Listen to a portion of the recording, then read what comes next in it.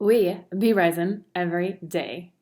Join me today while we make wild rice coconut lentil soup. This one is really good.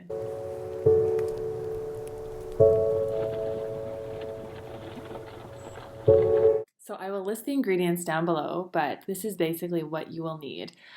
1 onion, about 4 cloves of garlic, about 4 stalks of celery, 2 sweet potatoes, and 3 large carrots. And you'll also want to soak about a cup of red lentils. I had the green ones, so I had to substitute, but the red ones would be my ideal. So about a cup and a half, and I rinse them really well, and I just let them soak there for a bit. We got a box of vegetable broth. You could use 2 of these. I also like the better than bouillon. We're going to be adding in some fresh spinach. We're also going to be adding in a teaspoon of turmeric and also a curry powder.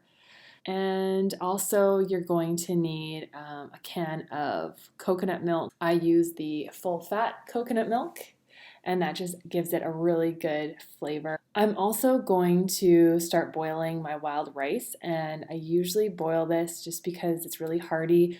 I separate that from the soup, and then I'll add it to the soup, so you'll see what I do. All right, so let's get chopping. There we go, it's all chopped up, ready to start. So I saute the onion, celery, carrots with a little bit of olive oil and some garlic. Then after I saute that about a few minutes, I add in the sweet potato and the vegetable broth. And so once I add in all my vegetable broth, I'm going to add some water in here too. I want to say I added in about 8 cups of broth. So you'll want to make sure that the vegetables are all covered with broth. And I like to have a lot of broth. So depending on the thickness that you like, you can play around with it. And then I add my lentils.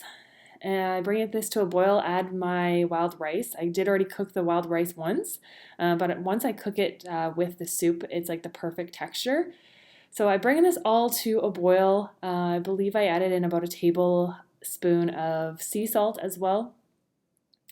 So yeah, there's my bouillon that I added in there. This just gives a really nice flavor.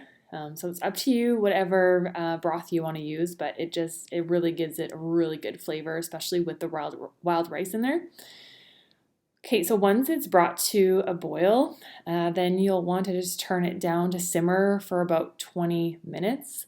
And that's just to make sure that all the vegetables and sweet potato are cooked, as well as the lentils.